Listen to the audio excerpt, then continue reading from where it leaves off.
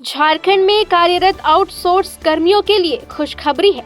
उनके मानदेय में सम्मानजनक बढ़ोतरी होगी। सेवा शर्तें भी पहले से बेहतर होगा।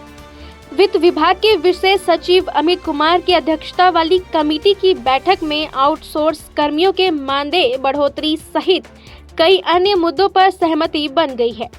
कमेटी कुछ दिनों में अपनी रिपोर्ट सरकार को सौंप देगी। उसके बाद राज्य सरकार के स्तर पर अंतिम निर्णय लिया जाएगा। जानकारी के अनुसार अलग अलग कैटेगरी के आउटसोर्स कर्मियों का 4,000 रुपए से लेकर 40,000 रुपए प्रति माह मानदेय बढ़ोतरी की संभावना है। मसलन कंप्यूटर ऑपरेटरों को लगभग 25,000, स्किल्ड मजदूर को लगभग 21,000, अनस्किल्ड मजदूर को लगभग 19,000, प्रोग्रामर, सॉफ्टवेयर इंजीनियर और इससे जुड़े अन्य कर्मियों को 60,000 रुपए से 1,00,000 रुपए तक का मानदेय दिए जाने पर सहमति बनी है। आउटसोर्स पर कार्यरत वाहन चालकों को भी लगभग 25,000 मानदेय मिल सकता है। बता दें कि यूपी, एमपी, बिहार समेत देश के कई अन्य राज्यों में आउटसोर्स कर्मियों के सेवा शर्तों में बदलाव किया गया है। बता दें कि राज्य सरकार ने 22 मई 2025 को हुई कैबिनेट की बैठक में Jharkhand procurement of goods and service manual को मंजूरी दे दी थी।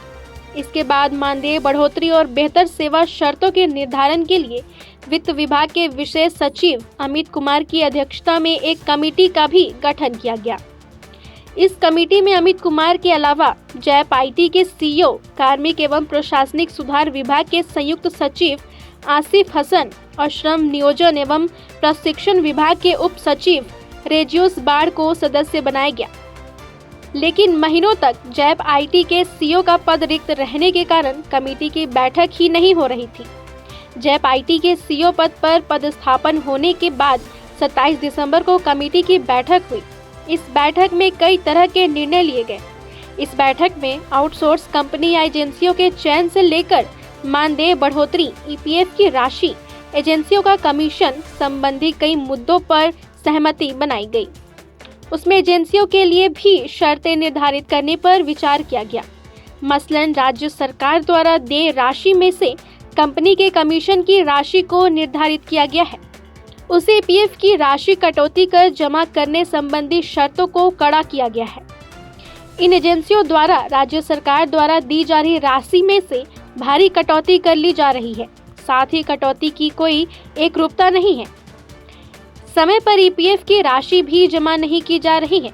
झारखंड मैन पावर आउटसोर्सिंग को रेगुलेशन के अनुसार अब कोई भी कर्मी कम से कम 5 साल के लिए आउटसोर्स पर रखे जाएंगे। फिर उसे 3 साल का एक्सटेंशन मिल सकेगा। उससे प्रति वर्ष 3% का इंक्रीमेंट मिलेगा। सर्विस प्रोवाइडर को न्यूनतम वेतन देना होगा। नियुक्ति में आरक्षण का अनुपालन किया जाएगा। जैप आईटी में एक गिरीवान सेल का भी गठन किया जाएगा। आउटसोर्स कर्मियों का 4 लाख तक का एक्सीडेंटल ग्रुप इंश्योरेंस भी होगा।